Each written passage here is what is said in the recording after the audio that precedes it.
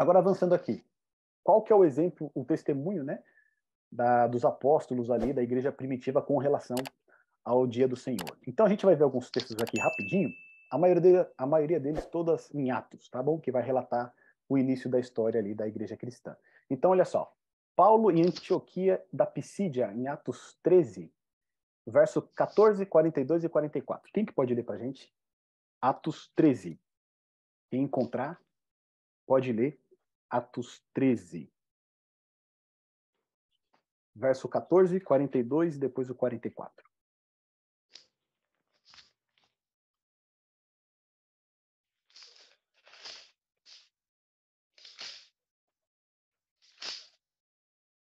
Mas eles, atravessando para Perge, na Antioquia da Pisídia, indo no sábado à sinagoga, assentaram-se. Então aqui a gente tem, né, o exemplo de Paulo aqui. Paulo aqui ele estava com quem? Com Barnabé. Isso.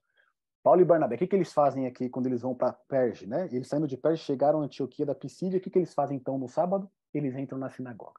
O mesmo exemplo que Jesus dava, né? No dia de sábado, ele ia o quê? A igreja, tá certo? Então Paulo, ele vai à sinagoga. Agora, olha lá no verso 42 e 44, olha o que está escrito lá, ó. E saídos os judeus da sinagoga, os gentios. Agora percebe, muitas vezes as pessoas falam, ah, mas Paulo ele ia na sinagoga porque a maioria da igreja cristã, a princípio, era o quê?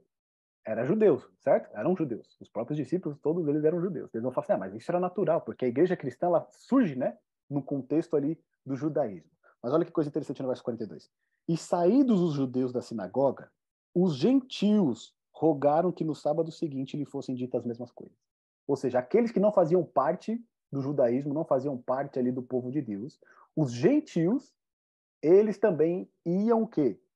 Na sinagoga para ouvir o que? A pregação da palavra de Deus. São eles que rogam, e aqui a palavra rogar é o que? É quase implorar. Eles clamam, eles pedem para que Paulo volte no próximo sábado ali para falar um pouco mais a respeito ali da pregação que ele fez.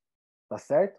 Então, essa ideia de que, ah, não, mas a gente vai ver, claro, eles entrando na sinagoga porque a igreja cristã surge no contexto judaico. A gente percebe o quê? Que os gentios, eles se unem também aos judeus, tá certo? Não aos judeus, né, mas aos cristãos, né? Porque vamos colocar desse termo agora. Eles se unem aos cristãos na adoração no dia de sábado, tá bom? E aí no verso 44 diz o seguinte, ó: E no sábado seguinte, ajuntou-se quase toda a cidade para ouvir a palavra de Deus. Então a gente percebe aqui que Paulo, né, ele segue o exemplo que Cristo havia dado. No sábado, ele se dirige à igreja, ele vai adorar, é o momento de pregar a palavra, é o momento ali de estudar a palavra, é o momento de estar em comunhão com os irmãos. E essa prática não é uma prática apenas daqueles que eram religiosos, mas aqueles que estavam ouvindo a verdade, a boa nova do evangelho, também se juntam a eles nessa adoração. Tá certo? Agora, olha só que ponto importante. Lá em Atos 15, a gente vai ter o Concílio de Jerusalém. E ali foram determinadas algumas questões muito importantes para a igreja que estava iniciando, tá bom? E se houvesse qualquer questão ali, por exemplo, da mudança do dia do Senhor, do sábado para o domingo, com certeza essa mudança deveria ser tratada nesse concílio. Porque ali foram reunidos o quê? Todas as lideranças da igreja cristã, tá bom? E ela foi presidida ali por Tiago, que era irmão de Jesus. E olha o que diz para a gente lá do verso 19 ao 21, quais foram, né, qual foi o desenrolar desse concílio? O que, que ficou determinado a partir desse concílio? Olha o que diz aqui para a gente, ó. Por isso julgo que não se deve perturbar aqueles dentre os gentios que se convertem a Deus. Ou seja, os gentios que estão agora abraçando a causa do evangelho, estão se convertendo, Tiago ele coloca aqui, ó, não devemos perturbar eles. Tá certo? Será que isso envolve, de repente, né, a mudança do dia do Senhor? Olha o que ele diz na sequência. Mas escrever-lhes que se abstenham das contaminações dos ídolos, da fornicação, do que é sufocado e do sangue. Porque Moisés, desde os tempos antigos, tem em cada cidade quem o pregue, e cada sábado é lido o quê? Na sinagoga. Tá certo? Então aqui, qual que era a grande razão desse concílio? Muitos estavam querendo impor aos gentios as mesmas práticas que os judeus tinham. E essas práticas envolvem o quê? As festas e os sábados dos judeus. Lembra? Que a gente viu? As festas dos judeus e os sábados dos judeus. Então eles queriam impor todas essas práticas a eles, e não somente elas, como também, por exemplo, a circuncisão. Então eles queriam impor todas essas tradições que haviam sido dadas para o povo hebreu, para aqueles que estavam se convertendo. E aí Tiago, né, junto ali com a liderança da igreja, ele vai falar, olha, não vamos perturbar aqueles que estão se convertendo, ou seja, não vamos impor a eles um fardo, uma carga, tá certo? Então, vamos definir aqui que eles apenas se abstêm das contaminações dos ídolos, da fornicação, que é sufocado no sangue, tá bom?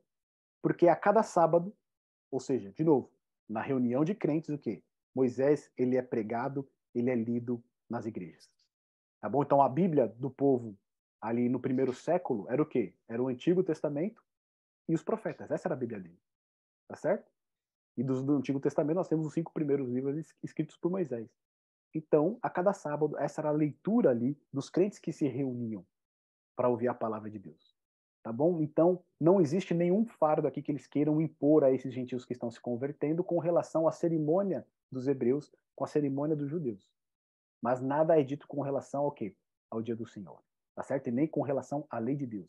Essa permanece o quê? Vigente e deve ser observada também pelos gentios que se juntavam a eles. Tá bom? E para eles estava sendo algo natural, porque a gente observa o quê no texto anterior que a gente leu?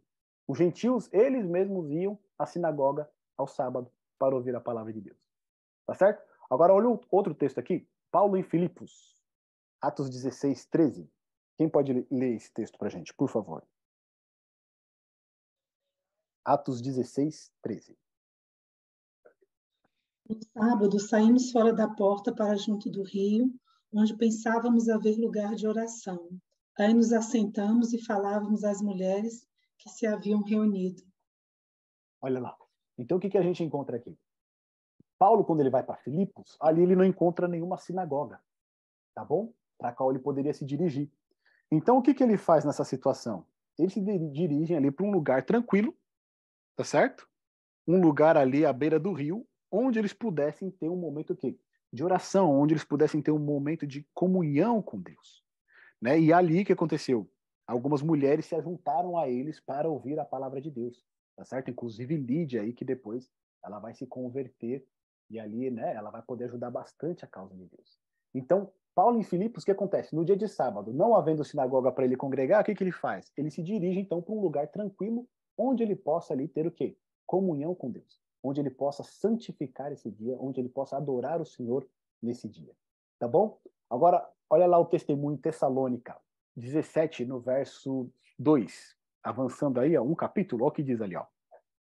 E Paulo, como tinha por costume, foi ter com eles, e por 3 sábados disputou com eles sobre as Escrituras. Tá certo? Então, Paulo ele vai, então, de novo aonde? Numa sinagoga, ao sábado, e por 3 sábados ali ele disputou com eles, ou seja, provou através das Escrituras que toda ela apontava para quem? Para Cristo. Tá bom? Então, o testemunho que é dado ali na Tessalônica é o mesmo. Né? O sábado ele permanecia como o dia do Senhor, ele permanecia como um dia sagrado, um dia santo. E quando a gente olha a respeito da igreja de Tessalônica, que ela surge dentro dessa sinagoga, olha o que está escrito lá em 1 Tessalonicenses, no capítulo 1, do verso 6 e 7. Quem pode ler para a gente? 1 Tessalonicenses, capítulo 1, versos 6 e 7, por gentileza.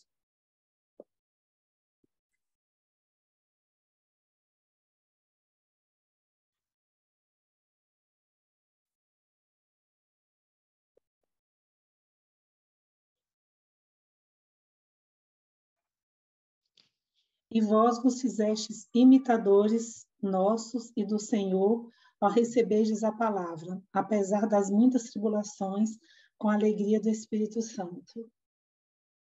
De sorte que vos tornastes modelo para todos os fiéis da Macedônia e da Acaia. Então, olha só, obrigado, Cléo.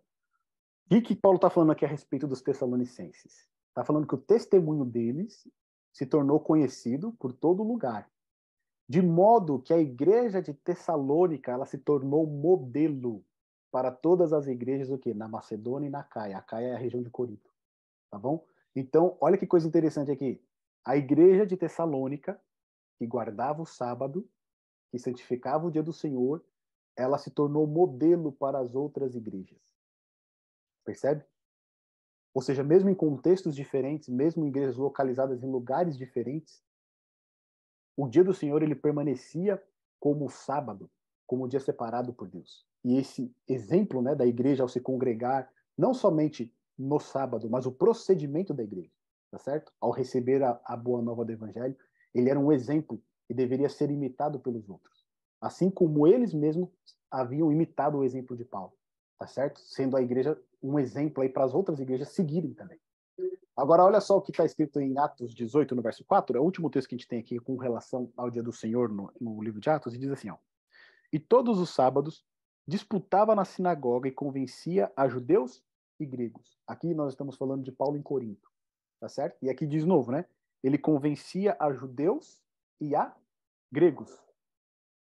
Ou seja, nós percebemos que aqui, né, não é somente o povo de Deus ali que está ouvindo a pregação de Paulo, mas também aqueles que não faziam parte do povo de Deus. E, novamente, né? Todos os sábados ele estava onde? Na igreja, pregando e ensinando. Tá bom? Então a gente tem essas diversas evidências aqui, onde pelo menos 4 delas vão fazer alusão ao dia do Senhor, o 7º dia, o sábado, como a igreja primitiva santificando esse dia, observando esse dia conforme o mandamento. Tá bom? Só que no livro de Atos também a gente vai ter uma referência apenas ao primeiro dia da semana, que é lá em Atos 20, no verso 7, que diz o seguinte, ó.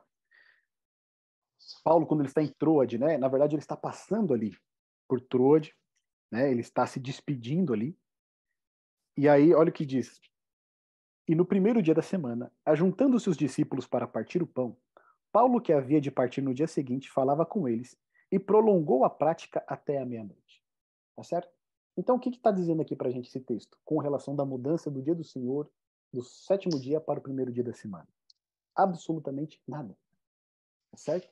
Porque lembra-se, o sábado, dia do Senhor, ele é um mandamento claro, direto e mandatório. Não pode haver dúvidas. Você não pode ser algo interpretativo, né? A gente não tem uma lei que é interpretativa. A gente não pode ter, né? Na verdade, temos, mas não deveríamos ter, porque se a lei precisa ser cumprida, obedecida, ela precisa ser clara de maneira que toda pessoa que leia entenda. E não que ela possa interpretar e dizer aquilo que ela acha que é.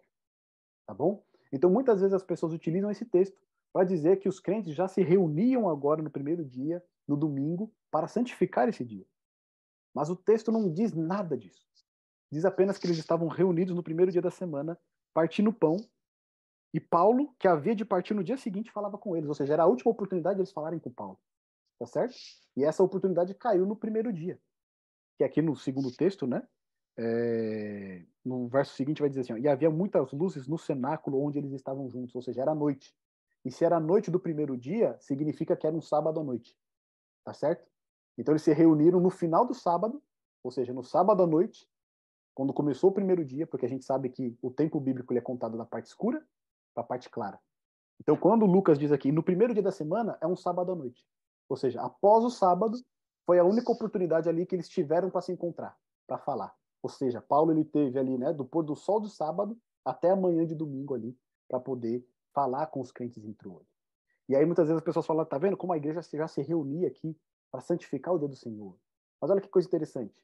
Porque se eles reuniram no sábado à noite, na manhã de domingo, Paulo ele viajou. Por que Paulo não santificou esse dia? Percebe? E muitas vezes a gente fica abismado como muitas pessoas, que são pessoas de Deus, que são pessoas que têm conhecimento da palavra de Deus, não se atêm a essas questões. Porque esse estudo aqui é feito por leigos. Né? Nós não somos, né, especialistas no grego, não somos especialistas em uma série de outras aí, ensinamentos, né, que muitos pastores, muitos teólogos possuem, mas é algo que a gente, lendo com humildade, a gente consegue reconhecer aqui que esse texto nada diz com relação à santidade do domingo. Tá bom? E um outro texto que vai falar a respeito do primeiro dia, né? Lá aos Coríntios, eu coloquei Coríntios, quase Coríntios aqui, hein, Lerte? Coloquei. Paulo aos Corintianos. Paulo aos Coríntios, primeira carta de Paulo aos Coríntios, no capítulo 16. Posso ler? Lê pra gente. 16, verso 2, por favor. No primeiro dia da semana, cada um de vós ponha de parte em casa, conforme a sua prosperidade, e vá juntando para que se não façam coletas quando eu for. Obrigado, Lert. Olha o que está escrito então aí. No primeiro dia da semana, o que eles têm que fazer? Ajuntar as ofertas, né? E aí muitos falam, nesse texto aí já revela que a igreja se reunia no primeiro dia da semana ali para adorar. Olha, nós estão recolhendo até dízimos e ofertas, certo? Mas, por favor, Lert, ele pede para juntar aonde? Desculpa aqui. Façam coletas. No começo, no começo do verso. Lê para a gente lá, de novo. No começo do verso 2. Lê novamente para a gente, por favor. O primeiro dia da semana, cada um de vós ponha de parte em casa. Em casa. É na igreja? Percebe? E vá juntando para que se não façam coletas quando eu for. Obrigado, em casa. Em casa. Ou seja, eles estavam reunidos, então, para adorar nesse dia? De maneira nenhuma, né?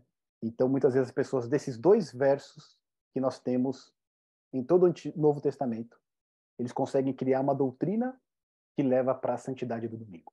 Conseguem criar uma doutrina na qual o sábado deixa de ser o dia do Senhor e se torna agora o domingo. Mas percebe como é frágil esse fundamento? Porque mesmo o texto, no seu contexto, no seu próprio verso, não revela nenhuma santidade a esse dia. Tá certo?